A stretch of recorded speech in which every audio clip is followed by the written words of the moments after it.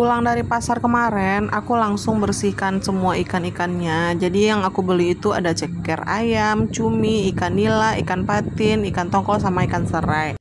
Yang pertama kali dimasak itu ikan nila. Tadi itu aku beli sekilo lebih seharga 30.000. Harga ikan nila itu beda ya bun, harga ikan nila yang udah mati sama yang masih hidup. Kalau yang masih hidup itu harganya lebih mahal daripada yang udah mati. Sebelumnya semua perbumbuan itu aku cuci dan langsung aku blender. Nah, setelah di blender di sini aku mau ngeracik bumbu ikan bakarnya. Bumbu halus yang aku pakai itu bawang merah, bawang putih, sedikit jahe, serai, sama daun jeruk. Semuanya itu aku blender halus.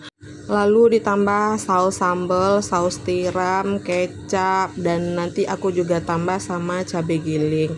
Kalau untuk ukuran pedasnya itu tergantung selera ya bun. Cuman di sini aku nggak terlalu pedas karena yang bakalan makan itu anak-anak aku juga kan bun.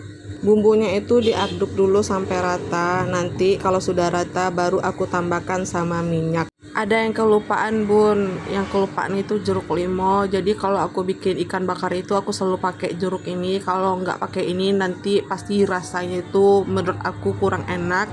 Baru aku tambahkan sama minyak. Kalau untuk takaran minyak itu dikira-kira aja ya bun, jangan terlalu encer. Lanjut di sini aku mau bikin pembakarannya, tapi sebelumnya aku mau pinggirkan dulu kucingku yang ada di kandang biar nggak kena api. Nah, aku bakar ikannya itu pakai batok kelapa bun. Kalau masakan yang udah bakar-bakaran itu paling enak itu dibakar pakai batok kelapa menurut aku bun. Wanginya, pokoknya paling enak itu ya pakai batok kelapa gitu bun. Cuman kan itu tergantung daerah juga ya bun. Aku lihat ada juga yang pakai bara dari kayu gitu bun. Tapi kalau aku selalu pakai batok kelapa gini bun, rasanya lebih enak aja gitu bun. Nah, ini aku ambil api dari dalam ya bun. Aku taruh batok kelapanya itu di atas kompor, aku bakar duluan. Kalau enggak hidupnya itu susah bun. Di sini aku susun-susun batok kelapanya biar apinya itu gampang hidup dan juga lebih cepat terbakarnya. Pernah aku coba bakar ikan itu pakai teflon bun, alhasil ikannya itu jadi hancur. Masaknya lama dan rasanya pastinya beda kalau aku bakar pakai batok kelapa ini bun. Ada juga dikasih tahu sama orang, katanya kalau mau bakar ikan pakai teflon itu sebelum dibakar itu ikannya digoreng dulu bun. Tapi menurut aku kalau kita gorengin duluan berarti kan nggak jadi ikan bakar bun, ikan goreng, dan pastinya rasanya udah beda kan bun. Tapi menurut aku semuanya itu tergantung selera. Kalau mau enak ya kita susah sedikit nggak apa-apa kan bun.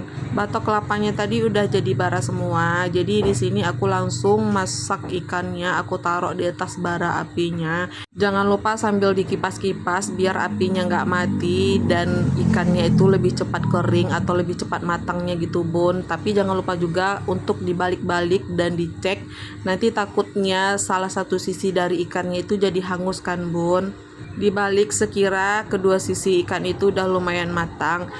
Untuk proses bakar ikannya diambil alih sama suamiku bun, karena katanya biar dia aja yang bakar supaya cepat matang, dan aku di dalam juga lagi ongseng sayur bun. Sekira kedua sisi ikan ini udah lumayan matang bun, baru kita oleskan bumbunya. Oleskan bumbunya itu nggak boleh pelit-pelit bun, harus banyak-banyak biar bumbunya itu meresap ke daging ikannya kan.